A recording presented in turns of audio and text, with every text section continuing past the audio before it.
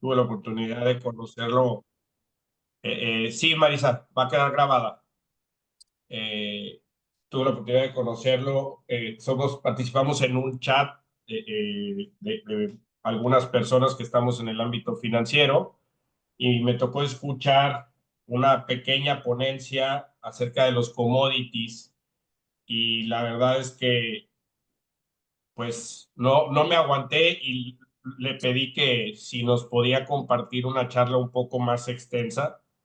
Les quiero compartir un poquito de Diego. Diego nada más tiene aproximadamente 30 años de experiencia en commodities, casi nada. Ha colaborado en el sector privado 20 años y en el sector público 10 años. Colaboró directamente en la planeación, ejecución y desarrollo de las áreas de administración de riesgos en Grupo Bimbo y en la Secretaría de Agricultura de México. Es candidato a doctor en teoría crítica por 17 Instituto de Estudios Críticos y tiene la certificación en Serie 3 por la National Futures Association, es decir, la NFA. En la actualidad dirige Nauts AO.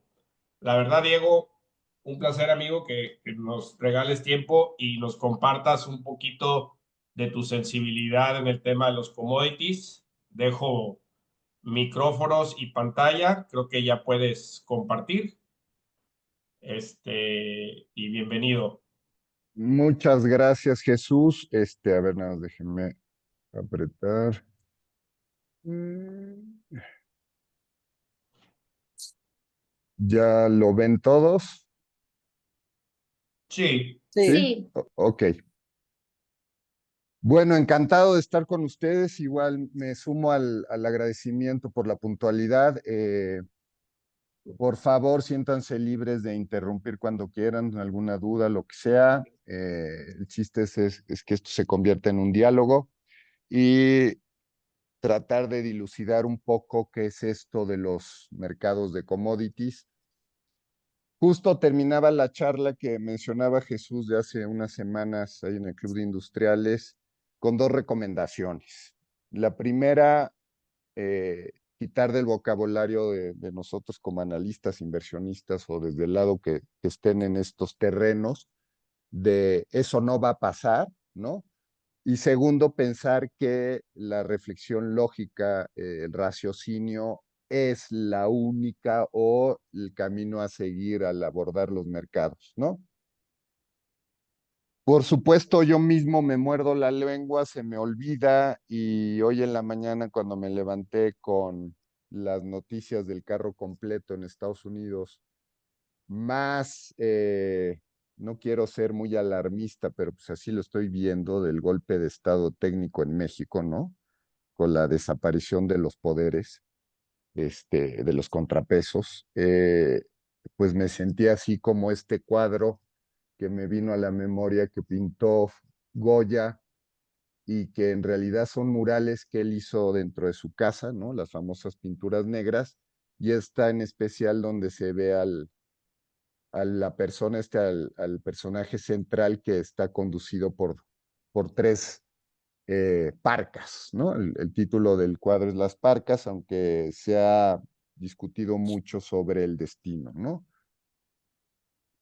Una que hila el destino de la persona, otra que ve o le echa la suerte y una al final que corta la vida, ¿no? Entonces, pues la persona va amarrada y así era mi ánimo esta mañana al ver los resultados, pero también pues destacar que en nuestras manos estará bordar y poder salir de esta sin razón que está llenando pues todos los rincones. Cuando hablaba también hace unas semanas ahí en el Club de Industriales y que fui el último orador, perdón, decía que me sonreía a mí mismo al ver que pues normalmente los commodities se relegan hasta el último, se les da como una importancia mínima, cuando pues en eso sí trato de defender a ultranza los commodities, todo empezó en commodities y espero que todo termine en commodities también, porque sin commodities no hay nada más en el sector financiero ni en el sector humano, como lo queramos ver, ¿no? Buscando en estos años, pues me he encontrado con este estudio que realizan unos think tanks en Estados Unidos, patrocinado, en este caso patrocinado por Texas Precious Metals, así se hacen llamar, y llevan muchos años, llevan más de 100 años en el mercado, que se hicieron una pregunta y han tratado de responderla a lo largo del tiempo, ¿no? Esta es la más reciente gráfica, que es cuánto hay de circulante en el mundo. Y entonces cuando yo decía, pues sí, todo empieza y todo termina en commodities, y recuerden, empezó con las compañías tanto inglesa como neerlandesa de las Indias, compañías que dijeron en su momento que por 200 años tuvieron ganancias, y en particular la de Holanda o la neerlandesa, que fue gracias a ella empezaron a circular los títulos que después serían los futuros sobre las materias primas, ¿no? Entonces se hacían las preguntas de los barcos, cómo venían de allá, qué traían, qué precio iban a tener, y para evitar volatilidades, pues había gente que la plaza pública de Ámsterdam decía, pues yo tomo el riesgo, y había gente que decía, yo me quito el riesgo, y empezaron a comercializar sobre estos títulos a distintos precios y al final el sistema funcionó. Esto estoy hablando del siglo XVII, y varios años después seguimos hablando de ellos, ¿no? Entonces funcionó, y funcionó porque es transparente. Pero al decir esto, también me faltó agregar, pues sí, pero al final todo esto, el gran vehículo son los famosos derivados, ¿sí? Y aquí estos señores que les digo que, bueno, se agrupan bajo el paraguas de Visual Capitalist. Ahí les puse en la esquina superior izquierda cuál es su página. Y de tanto en tanto, este es el de 2022, no han vuelto a sacar uno, el anterior fue de 2020, el anterior de 2017. Dicen, pues se hace la pregunta, ¿cuánto habrá circulando en el mundo? Y hacen este tipo de esquemas, donde van tomando un poco de todo como para hacer el cálculo, que al final ellos mismos dicen, pues nadie sabe exactamente cuánto dinero hay en este momento, ¿no? Pero lo que quería enseñarles es, bueno, esto empieza en los 1.000 millones, 1 billion en dólares, de ahí se pasan a los billones en español, los trillones en inglés, y después los billardos o cuatrillones. Eh, y empiezan, bueno, y al final la base, como podrán ver, son tanto los derivados eh, nocionales y a precio de mercado. Y eso es el 30% de todo esto. Después lo podrán ver con calma. Pero lo que quiero aquí señalar es que hay 600.000 millones de dólares que se calculan en este momento en derivados circulando en el mundo. Los mercados de commodities no se podrían explicar sin los derivados, y gracias a los derivados pues se pueden intercambiar en nuestras pantallas y lo podemos ver todo el tiempo en tiempo real, valga la redundancia. Bueno, según ellos, en este momento, bueno, hace 2 años habrían unos 2.000 cuatrillones de dólares circulando. ¿Qué podemos hacer ante ello? Un recordatorio. También lo comentaba, los commodities, pues digamos, son los físicos que nos permiten mantener un pie en la realidad.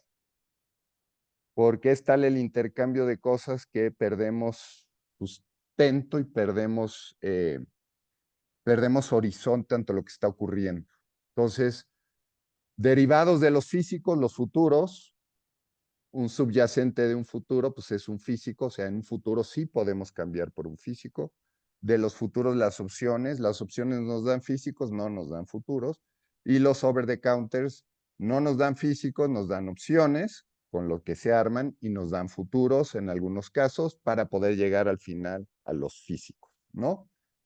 Entonces la cosa en un sentido se va complicando con el uso de instrumentos financieros que al final deberían de regresarnos a lo físico.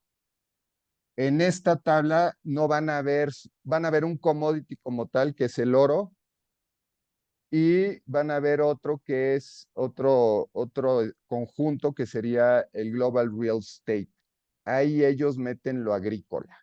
Y lo agrícola dentro de este Global Real Estate es más o menos el 10% de ese valor. Pero sin ese Global Real Estate de lo agrícola, pues no estaríamos nadie aquí porque al final del día es el alimento. ¿Sí?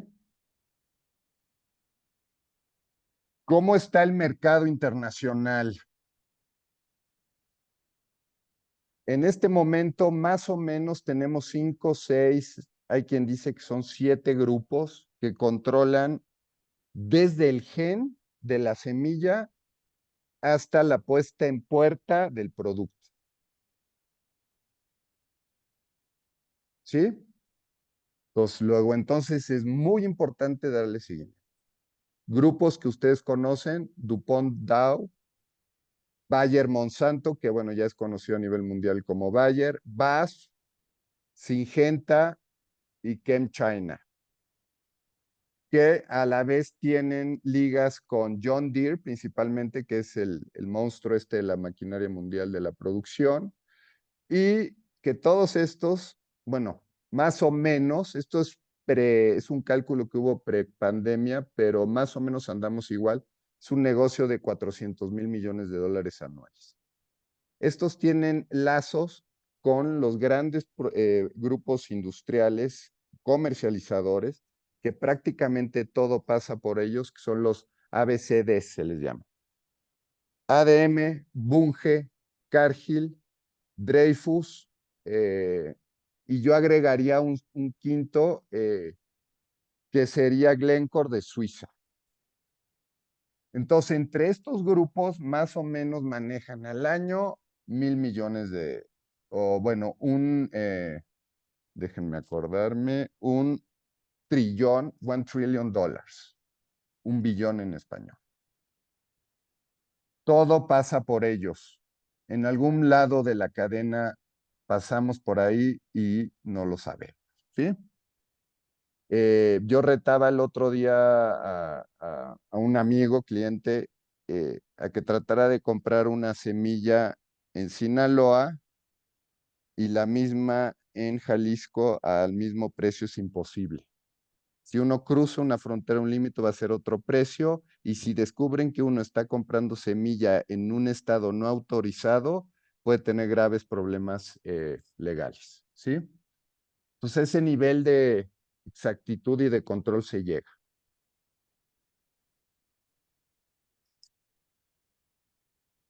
¿Qué ha pasado con los precios de los commodities? Tuvimos varios años de estabilidad. Se abre, bueno, y sobre todo en el momento de la pandemia, se abren las puertas y los precios se disparan, ¿no? No solo en petróleo, en algunos que conocemos, se dispararon prácticamente en todos por la apertura de la demanda tan grande que se dio, particularmente en los aceites comestibles. La industria de alimentos pasa toda prácticamente por los aceites comestibles. Muy importante tener un ojo en ellos. Y cuando digo aceites comestibles, me refiero a aceite de palma, aceite de soya, aceite de girasol, canola, menor medida porque son más caros, aceite de oliva, de aguacate, pero siempre cuando uno esté viendo commodities debe tener un ojo en los aceites, porque la base del alimento mundial son los aceites.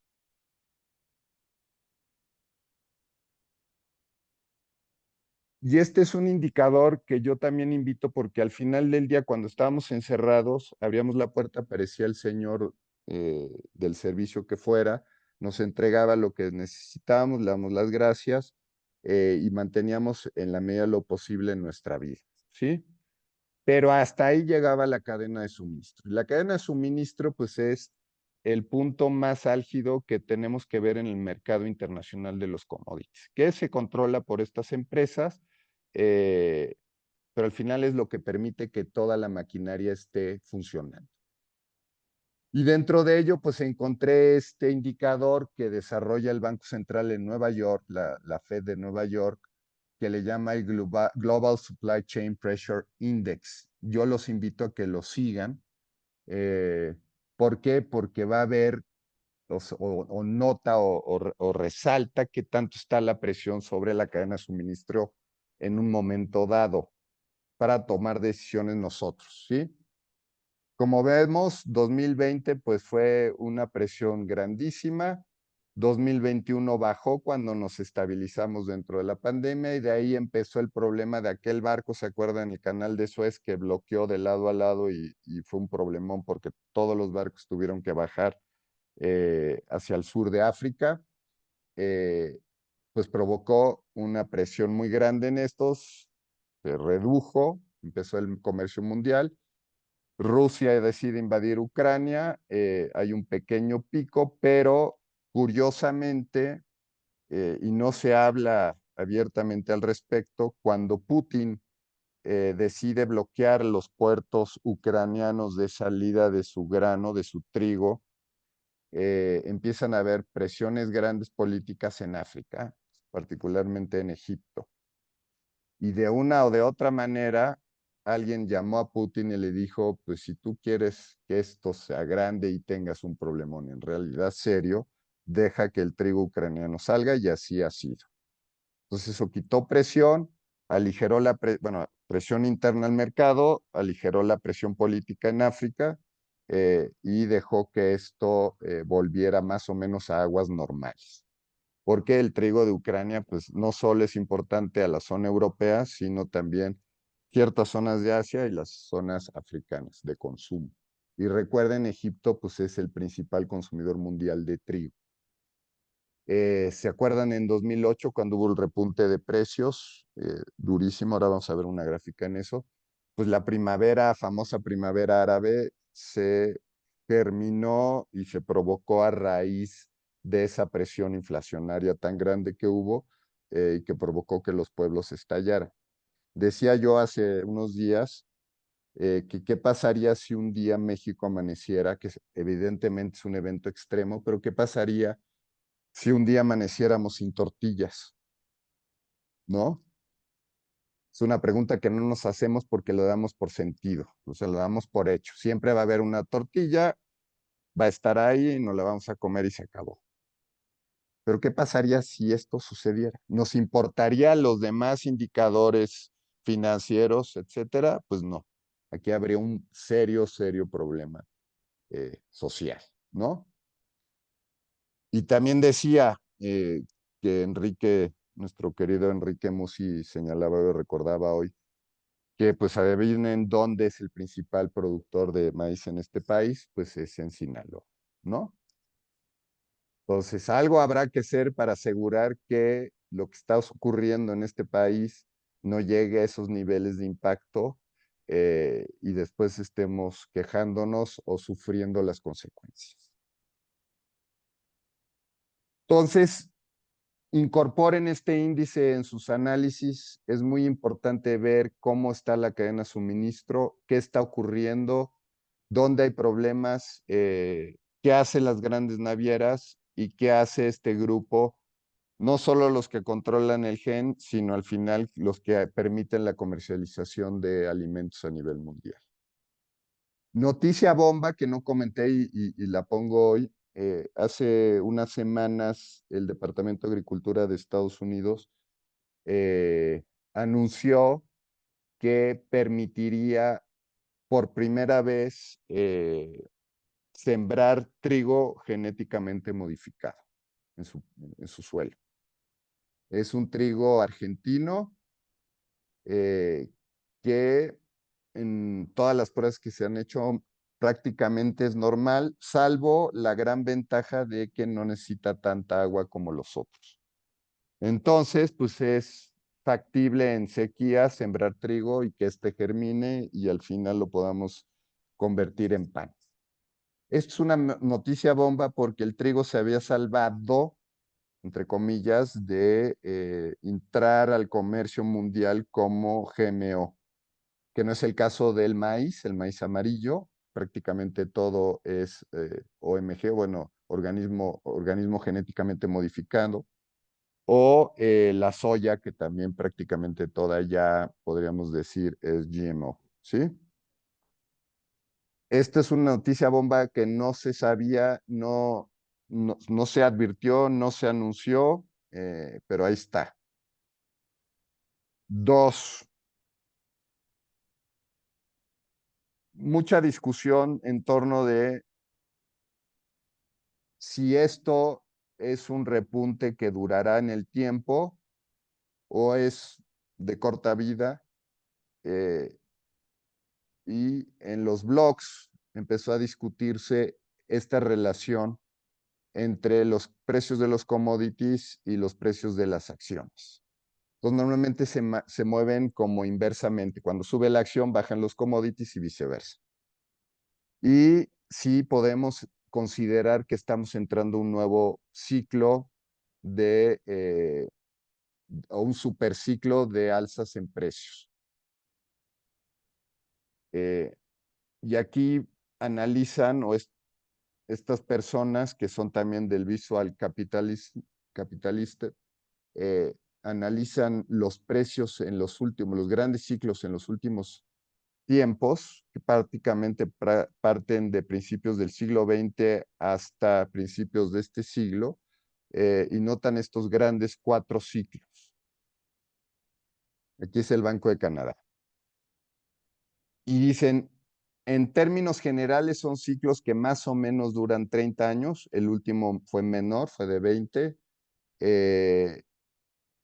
Las alzas más o menos van entre 15, 17 años, pero las bajas han sido de más lenta a más rápidas, ¿sí?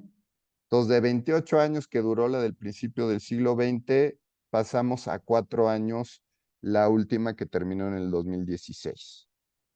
Entonces dicen, oigan, venimos o estamos en un tiempo donde las acciones han tenido un repunte fuerte, los commodities siguen aletargados, pero se están dando las condiciones para que nuevamente volvamos a tener unas alzas en precios importantes, ¿sí? ¿Puedo asegurar que esto va a ocurrir? No, por supuesto que no, pero también es un alimento para pensar y estar atentos y alertas de lo que puede venir en los próximos años. Otra relación muy importante que ustedes deben de continuar y deben de seguir muy de cerca es la relación entre los índices en commodities. Digamos que este es como el más seguido, el de Standard Poor's y Goldman Sachs, versus cómo se está comportando el dólar. Cuando hay un dólar caro, normalmente hay commodities baratos, y cuando hay un dólar al revés, ¿no? Barato, los commodities tienden a ser caros. Y como ven en esta gráfica, pues prácticamente llevamos 10 años así, ¿no? Commodities en el suelo, pese a lo que hemos visto últimamente, y un dólar caro. Con el triunfo o el carro completo en Estados Unidos del señor Trump, podríamos advertir con su discurso que pues va a dar mucho empuje a las exportaciones estadounidenses de materias primas, y sin duda tendrá algún efecto sobre el dólar, ¿no? Si un dólar caro, pues evidentemente Estados Unidos pierde competitividad, y un dólar barato les permite pues ganar o recuperar terreno. Otro índice que yo invito a que sigan es el famoso índice de volatilidad del VIX, que Chicago está promocionando mucho. Y para los que lo conocen, seguramente que son varios de ustedes, principalmente se fija en cómo está la volatilidad en las acciones, ¿no? En equities.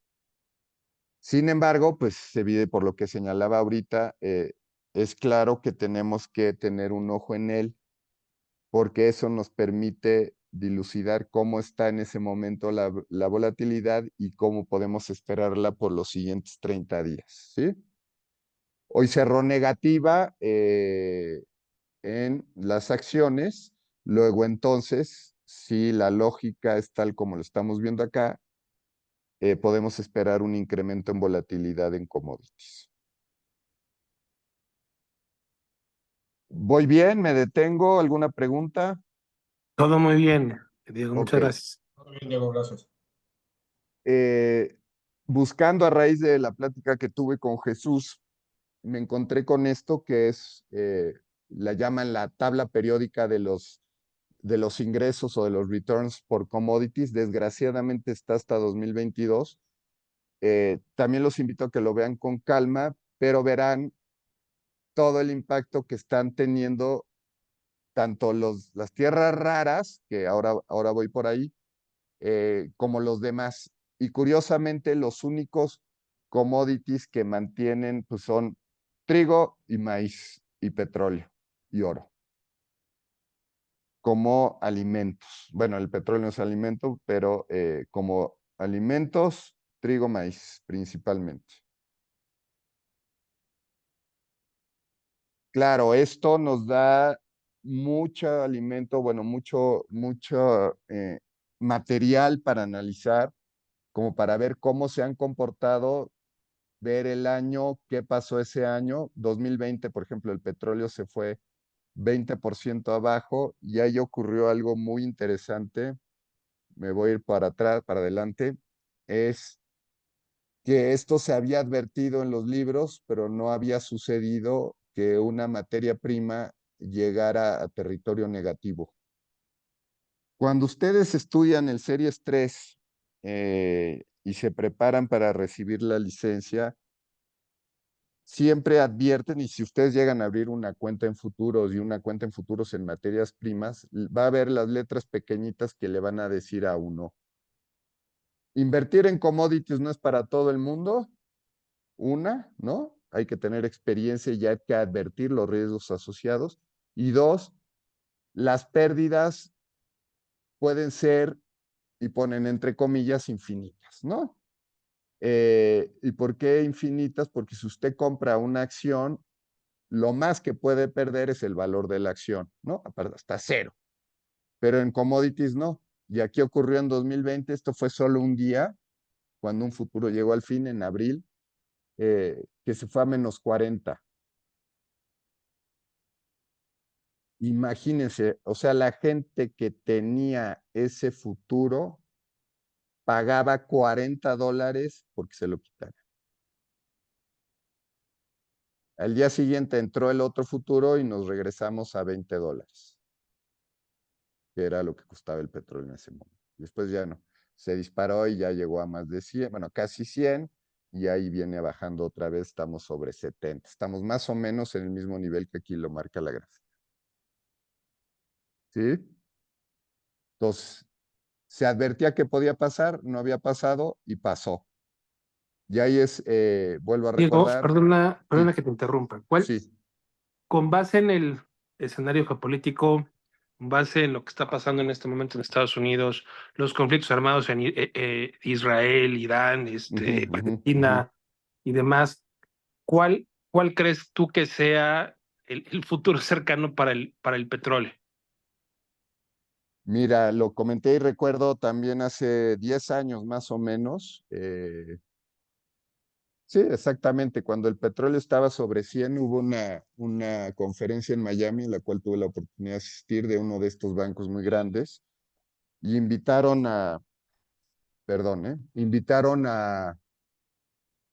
un gran ejecutivo de Aramco, de Arabia, el cual nos aseguró ese día, y decía, el nuevo piso del petróleo son $100. Es la nueva normalidad y de aquí es para arriba. Vamos a llegar a $200 y esto no vuelve a bajar. Al día siguiente, ¿qué pasó? Se fue a $50. Literal, ¿eh? Entonces, nadie puede asegurar qué va a ser el mercado. Nadie, no existe.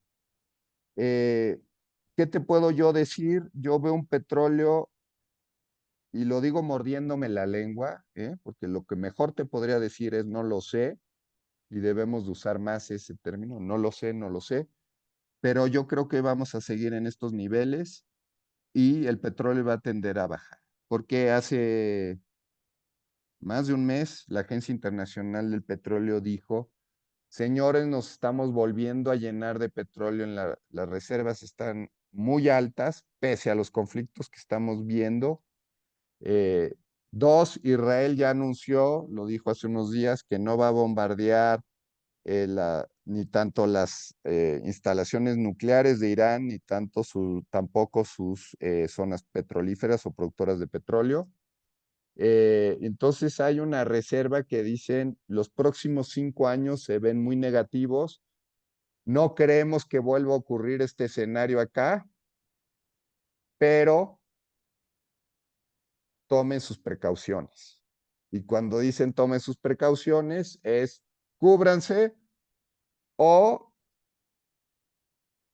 tomen posiciones cortas sobre petróleo.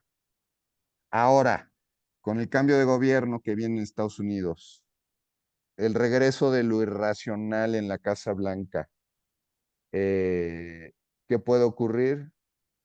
Pues tendríamos que estar, tenemos que estar al tanto de cualquier movimiento en ese sentido, pero los fundamentales y los técnicos hoy nos dicen que es más fácil que el precio baje que suba. ¿Sí? Muchas gracias. ¿Cuál es la discusión hoy por hoy en los mercados de commodities?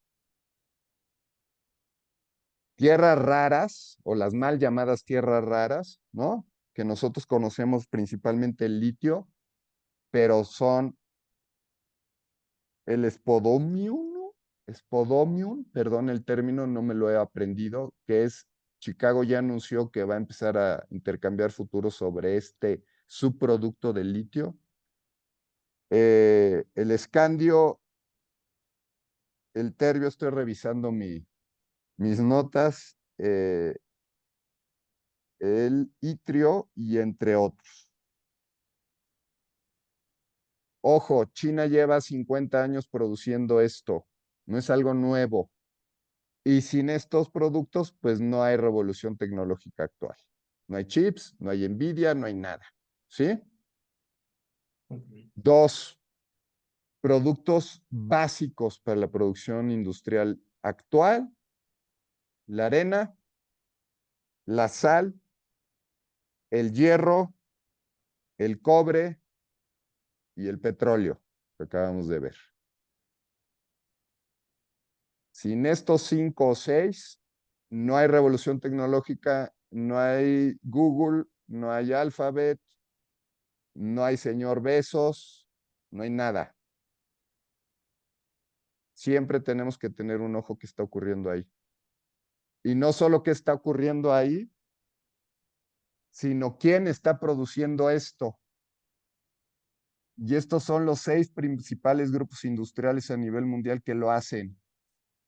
Ante ustedes yo reconozco que solo conozco a 2. Codelco de Chile, principal productor de cobre, y TSMC, que son los productores de chips en Taiwán.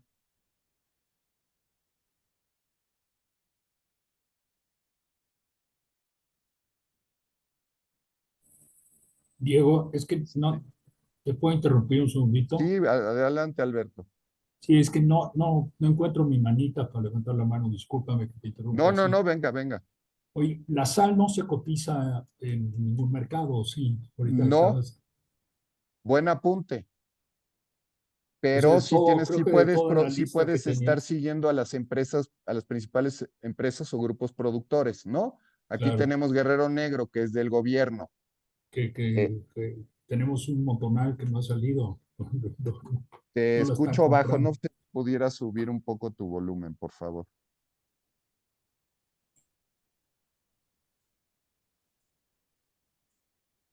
A ver, es que Sí, ya. digo que en Guerrero Negro lo que he oído es que hay un exceso de producción que no han podido colocar, sobre todo con Japón, que era nuestro principal Ujú, comprador, creo.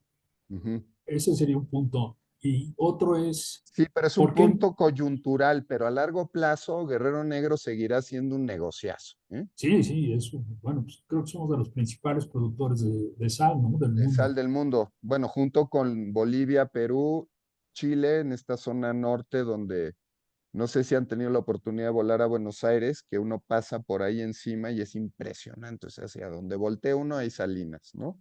Sí. Y otro punto, aquí hablas, por qué no incluyen en esta gráfica que estamos viendo a los grandes, los merchants of grain, o sea, los Cargill, bueno, ya no sé si Ah, ADM, bueno, porque ellos no manejan, salvo el último que llamé Glencore. Glencore podría estar aquí como punto crítico de la supply chain. Y dos, esta empresa danesa ¿cómo se llaman? Evergreen, que es también un monstruo, sobre todo naviero, que son los que mueven. Pero sin estos caballeros que vemos aquí enfrente, por ejemplo, James Walker, con todo y ese nombre, es una empresa alemana, tiene más de 140 años y prácticamente no tiene una página web en forma porque tienen el negocio de la mano, ¿no? ajá, Shagan Group, China. Cattle, China. TSMC, pues taiwanesa, pero Taiwán. China al final del día. ASML es una empresa holandesa que si yo tengo la hipótesis que si uno le rasca al final, pues tendrá ligas con lo que fue la compañía neerlandesa de las Indias, pero también es un monstruo. Y la más cercana, no solo por idioma, pero por conocimiento, yo también tendría un ojo siempre puesto en qué pasa con Codelco en Chile. Sí, sí, sí, Sí. la de cobre. Pero entonces esta gráfica no incluye también a granos y semillas oleaginosas. No, ahorita que estoy hablando solo de tierras raras, de Ah, ok, los, perdón, perdón. ¿no? Sí, Eh, Mira, esto sería los que están controlando desde el gen de la semilla hasta la puesta en el supermercado del producto. ah, ok, ¿Sí? ok.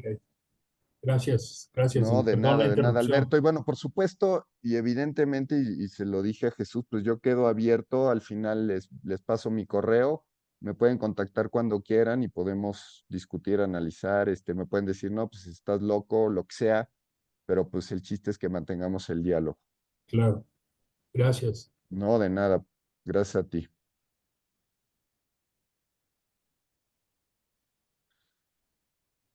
Y aquí antes de, bueno, ahora seguimos. ¿Qué es esto? ¿Alguien sabe?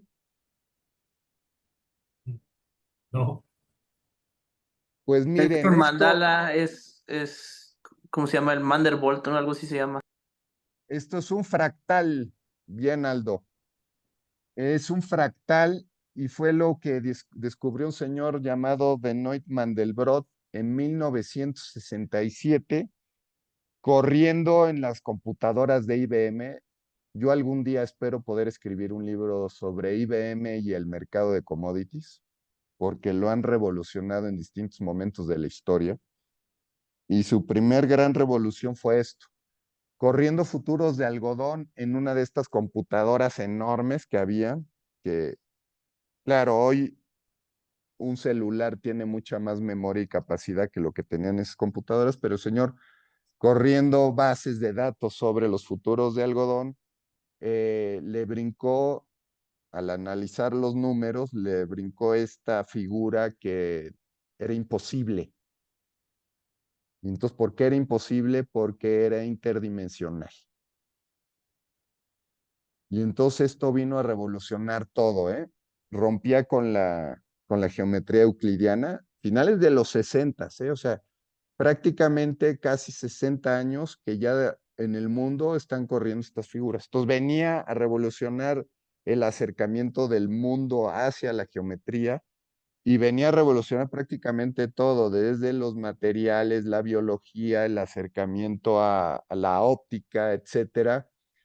Y hace 25 años el mismo señor, también corriendo series, recuerden, empezó con series de futuros sobre algodón, dijo, oigan, ¿y qué tal si llevamos todo este mundo de conocimiento a Wall Street? Y escribió un artículo que apareció en Scientific America que se llamaba Fractal Walk Down Wall Street. Y revolucionó el asunto y a partir de ese momento lo que más se contrataba en Wall Street o las grandes empresas eh, de intercambio de acciones y otras cosas, o bancos o firmas de inversión, eran a matemáticos y a físicos.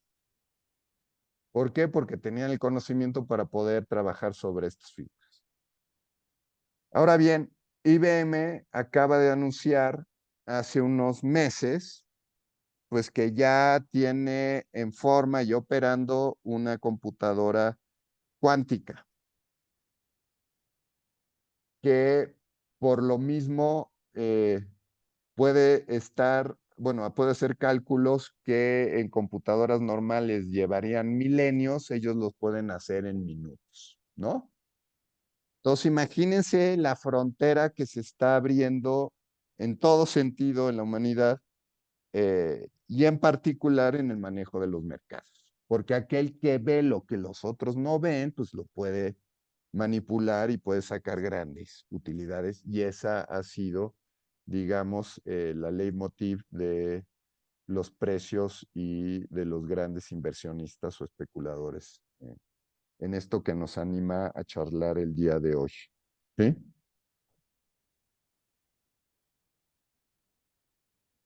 Se me mencionaba, bueno, también se me preguntaba, y aquí, bueno, estoy tratando de dilucidar sobre lo que hablamos hace unas semanas, pues el TLC, lo que ha implicado para la economía mexicana y de Estados Unidos también, desde el sector agrícola. Y hoy por hoy, aunque lo que vocifera el señor Trump y sus aliados, pues somos el principal mercado de ellos en maíz amarillo, en productos lácteos, en carne de puerco y en arroz. Principal mercado mundial, ¿eh? En segundo lugar, en frijol soya, en trigo y en tercero, en carne y en algodón.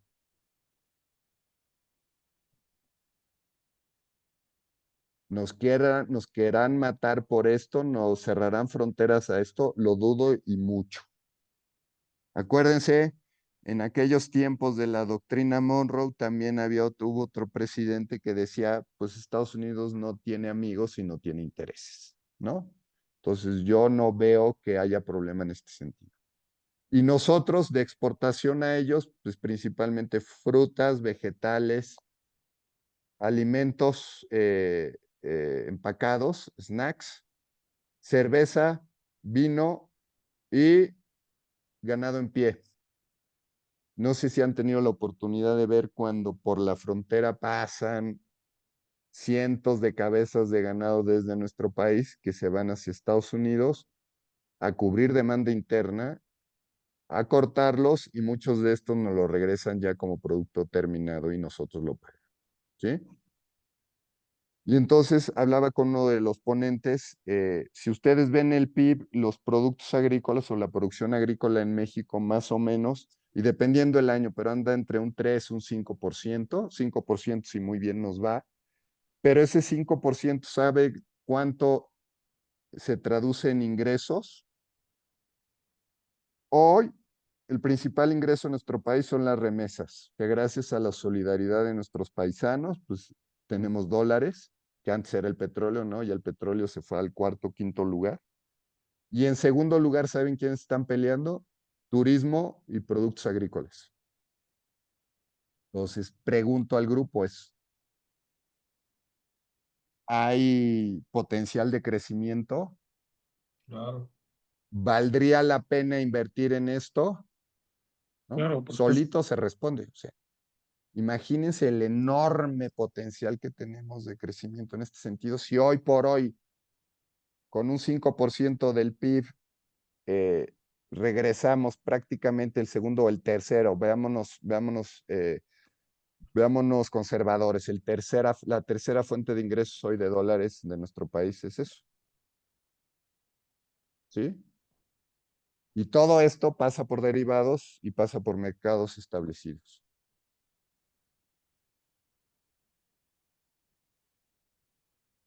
Oye, Diego, Pues yo muchas tengo una, gracias, ahí está mi correo y abro para que discutamos, analicemos. Bueno, pues quedan más o menos 10 minutos. Gracias sí. a ustedes. Venga, Oye, Diego, yo tengo una pregunta. sí. Muchas de las personas que están conectadas invierten en acciones, algunos Ujú, todavía son más arrojados e invertimos en cripto. ujú. Eh, una, ¿qué porcentaje al menos deberíamos de tener de un 100% en commodities?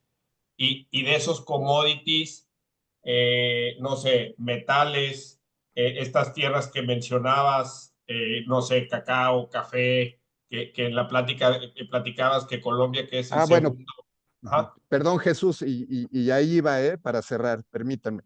¿Dónde sí. están los mercados en este momento estallando y que vale la pena seguir, pero no pensando en mantener la curva hacia arriba, sino en ver cómo van a bajar? Bueno, me lo decía Jesús al principio, el oro, ¿no? Mucha gente pensaba que iba a llegar a $3,000 por onza. Yo no veía condiciones, ya empezó a ajustar. Otro que está muy álgido, el jugo de naranja concentrado, el congelado. Brasil y Florida, que producen más o menos el 90% de las naranjas, no tienen. Ujú. eh, y ese es un mercado, yo no lo compraría, pero sí estaría listo para entrar corto en algún momento, porque cuando baje va a bajar fuerte. El otro, el café. eh, Usaba este ejemplo y lo vuelvo a usar. El café lo podemos resumir en qué sucede cuando el tercer exportador mundial de café se ve obligado a importar grano de otros lados para poder cubrir su consumo interno, Colombia. Y si hace unos días, algunos, bueno, no sé si pudieron ver el LinkedIn o las noticias, eh, Starbucks está sufriendo mucho en estos momentos porque están perdiendo mercado, tanto en Estados Unidos como en China, que son sus principales plataformas. ¿Y por qué? Porque la gente se está yendo a versiones menos complejas al pedir y más baratas, ¿sí? A mí me gustaría ver aquí qué está sucediendo con el café que venden en el Oxxo, en el 7-Eleven, frente al volumen de Starbucks, ¿no? Pues otro mercado que hay que tener. Y hay uno que no mencioné. eh, bueno, también hablé del spread entre el maíz y el trigo. Llegó a abrirse hasta $2. Es un spread que normalmente está en $1. Maíz $1 abajo de trigo, entonces yo ahí recomendaba darle seguimiento al spread de compra de maíz y venta de trigo. Ya anda sobre unos 50 y yo creo que va a tender a regresar al dólar donde se ha movido pues prácticamente en promedio. Y después hay otro producto, bueno, los aceites que decía al principio de la charla, los aceites comestibles siempre tienen que estar en nuestra órbita. El aceite de soya muy intercambiado, es muy líquido. Evidentemente, para entrar a un mercado recomiendo eso. Vean su nivel de volumen, su nivel de liquidez, es decir, qué tan fácil es entrar y salir. Aceite de soya, aceite de palma eh, y aceite de canola. Yo ahí tendría también un ojo. Y agregaría uno que es el mercado mundial del huevo, porque además el huevo se usa para todo, no solo no lo comemos, sino se usa en todas partes de los alimentos. Y como deben de haberse dado cuenta, pues estamos ante una pandemia muy seria a nivel mundial de fiebre avícola. El temor es que brinque a los humanos, afortunadamente no se ha dado el caso, pero está diezmando las poblaciones de pollos y gallinas a nivel mundial. Entonces, va a haber menos huevo y aquel que produzca y esté libre de este problema, de este virus, pues tendrá un negocio redondo muy importante por venir, ¿sí? ¿Dónde se Ento- cotiza el huevo, Diego? eh, No hay futuros de huevo, pero sí hay mercados de físicos, que eso también yo recomiendo echarles ojos. El mercado más grande a nivel mundial de físicos en muchos productos es Rotterdam, en Holanda. Bueno, ya no Holanda, en los Países Bajos. Eh, Singapur también, yo le tendré un ojo allá, pero el principal es Rotterdam. Rotterdam dicta precios, ¿sí?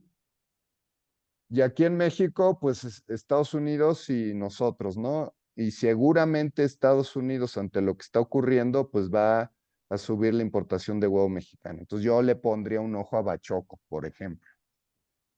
Muy importante, ¿sí? Principal productor nacional de huevo. Y ante la pregunta de Jesús, pues bueno, hablando de huevos, ¿no? No pongas todos los huevos en la misma canasta. Principal regla. Eh, Perfecto.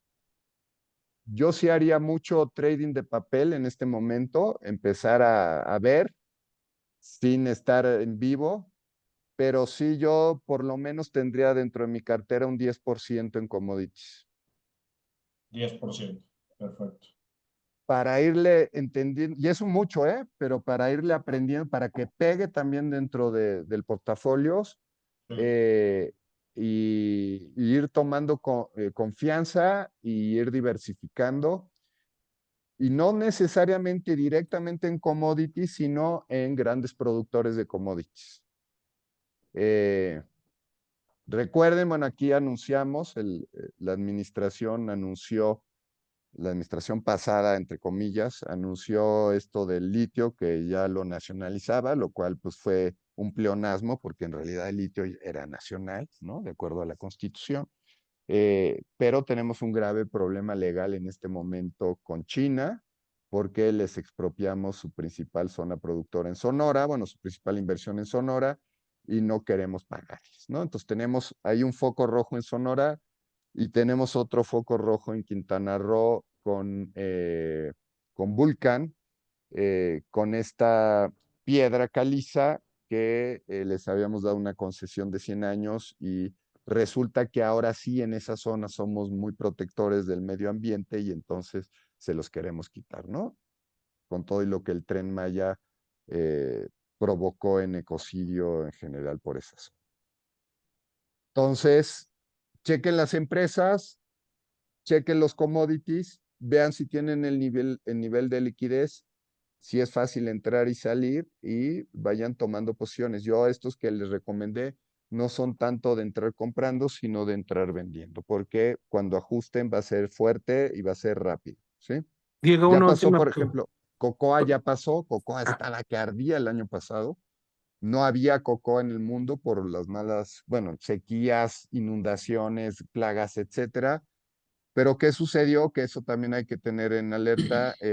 Empezó a entrar cocoa de baja calidad y hoy Londres, los almacenes están llenos de cocoas de baja calidad y eso ha tumbado el precio. ¿Qué pasa con los grandes chocolateros? Están buscando cocoas de alta calidad que pagan futuro, pero más una prima muy grande por conseguir, ¿no? Y dos, están usando grasas vegetales con sabor a para mantener sus productos. Y tres, están reduciendo los productos en tamaño, en gramaje, para poderlos seguir vendiendo, ¿sí? Eh, entonces, son medidas que ocurren en los mercados que siempre hay que estar alertas, atentos. Perdón, alguien interrumpí. Sí, bueno, yo te iba a decir que yo soy un gold bug, o sea, Sí, yo soy asesor independiente de inversiones y en sí. todas mis carteras tengo algo de oro. Claro, ahorita, como tú bien dijiste, estoy a punto de irme corto, ¿no? Ujú. Pero sí soy de que toda la cartera debe tener oro, Mire, desde cuando siempre, ¿no? en Pero los bueno, eso es, malls, en Estados Unidos principalmente, pero yo ya lo estoy viendo aquí en los supers, ¿no? En los supermercados, ya están apareciendo como puestos pequeños de compro oro. Ya es una señal de alerta, de alarma. O sea, sí, ya cuando llega hasta ese nivel de y te compro la esclava o lo que sea para revenderla después, ya es una señal de alerta, ¿eh? claro. ¿Sí? Oye, otra pregunta. Digo, ¿tú a qué te dedicas? ¿Eres asesor? Porque todo esto que has dicho, Sí. digo, estoy totalmente de acuerdo y yo he invertido, y es más, yo estuve en Conasupo en 1980, 84 y fui el primero que introduje el usar futuros para cubrir. Alberto, pues muchísimo gusto. Yo empecé a nacer años después, pero Ah, sí, sí escuché de ustedes, es un honor, ¿eh? sí, no, hombre, gracias. Sí, sí, eh, y es que antes había estado en Merrill Lynch, inicié un área que se llamaba Latin America Commodity Trade Unit. Sí, Entonces, pues precisamente viajando a todos estos países, a Argentina, a Brasil, a Colombia, pues los que hacen commodities, sobre todo cotizados en bolsa, ¿no? sí, Nunca he invertido en algo que no está cotizado en bolsa. Eh, y de ahí, pues, por circunstancias de la vida, se lo planteé al presidente López Portillo, me dijo, yo no entiendo nada, váyaselo a presentar al licenciado de la Vega, que es el secretario de Comercio. ujú, El secretario de Comercio me dijo, pues yo no sé, pero yo sé que usted sí sabe.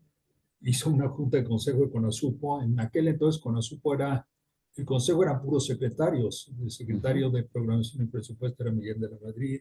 No, yo cada vez que puedo digo, con Azupo funcionaba y funcionaba muy bien. Muy bien. Lástima de la corrupción que después la abordó, la controló y la acabó, ¿eh? Pero Bueno, entre cuando ellos funcionaba bien, fue funcionaba Raúl muy bien. Salinas. Raúl Exactamente. Salinas ahí Don Raúl Salinas, con la hizo, leche sí, famosa, ¿no? ¿Se acuerdan de la leche contaminada por radiación, ¿no? Radiactiva.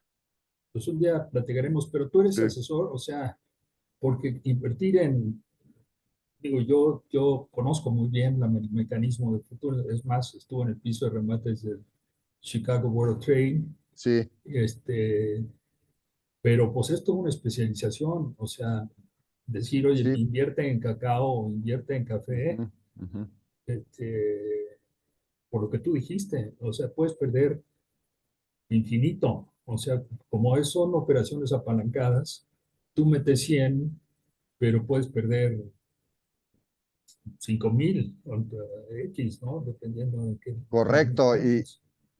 Y ojo, no todos deben de operar futuros, ¿no? Porque el futuro al final quizá es el que más requiere llamadas de margen, etcétera, ¿no? Exacto. Necesitas que estés muy fuerte en nivel de liquidez. Pero pues hay otros instrumentos que puedes utilizar que de entrada ya sabes cuánto te vas a gastar, es decir, cuál es tu peor escenario, pero si pegas, pues puedes tener una ganancia importante, ¿no? No infinita, ojo, porque después eh, me acuerdo, no sé si Alberto o alguien de aquí se acuerde del subgobernador del Banco de México, el señor Güemes. Sí, fue mi jefe en Ah, pues Banamex, porque después de Conasupo me fui con Fernando Solana cuando mira. nacionalizaron la Ujú, banca ujú. y trabajé con Guillermo Güemes, que luego, pues con él fue el inicio del MEXER, o sea, cuando Exacto, empezamos exacto. a plantear lo de No, no, que se usaran aparte que futuros. era, se la sabía de todas, era muy Era simpático, un tipazo, sí. era un tipazo, ¿no? No sé si Y todavía bueno, viva, la mera verdad, yo sí le también lo perdí la pista. desconozco, pero yo me acuerdo de una charla que nos dio y bueno, hablaba de dos cosas, que había que tener mucho cuidado. Uno, el síndrome del chavito de futuros, es decir, pues llegaba la empresa, la institución o lo que fuera, y decía, pues bueno, lo de hoy es, tenemos que invertir y tenemos que trabajar y cubrirnos con futuros, lo que eso quiera decir, porque hoy por hoy, desgraciadamente, Alberto, muchos, o sea, el tema sigue siendo así como inhóspito, ¿no? Pese a Totalmente de que acuerdo. modernos llevan 150 años operando, si no, como decía, desde el siglo XVII. Y decían, pues, ¿quién ha oído hablar de futuro? Pues alguien levantaba la mano y era el nene que acaba de salir de la universidad, que lo estudió por ahí y le daban la operación.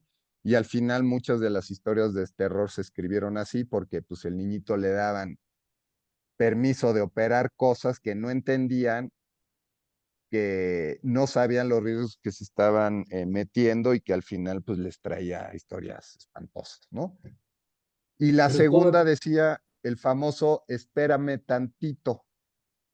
No, oye, estamos perdiendo, no, pues espérame tantito a que se dé vuelta el mercado, oye, pero seguimos perdiendo, espérame, salgámonos, ¿no? Entonces las estrategias iniciales de cobertura, pues al final se convertían en especulación y pues también horror. O estamos ganando, no, pues espérate tantito, sigamos ganando y no ponían ahí órdenes de salida y pues de repente se les daba vuelta y la estrategia Ah, ganadora se convertía en perdedora, ¿no? Entonces siempre estar alertas y sí. Efectivamente, pues a eso trato, intento dedicar, ¿no? Ayudar a la perfecto. gente a armar todos estos portafolios y seguirlos con ellos, ¿no? En qué momento entrar, qué momento salir y cómo salirse.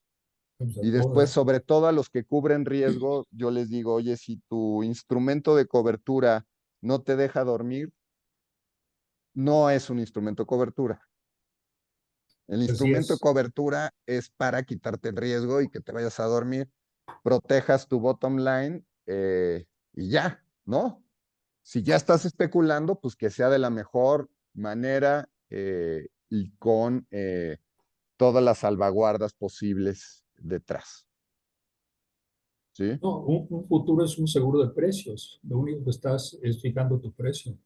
Sí, pero Si también estás puede ser haciendo un instrumento cobertura, de inversión, ¿no? claro, claro, Y al final pero puedes también brincar al mercado de físicos. Imagínate si tú hubieras estado largo en el mercado de, de, de jugo de naranja que lleva, pues yo creo que ya entre 3 y 5 años explotando, y tú tomaste una posición larga en un momento, pues has ganado lo que has querido, ¿no?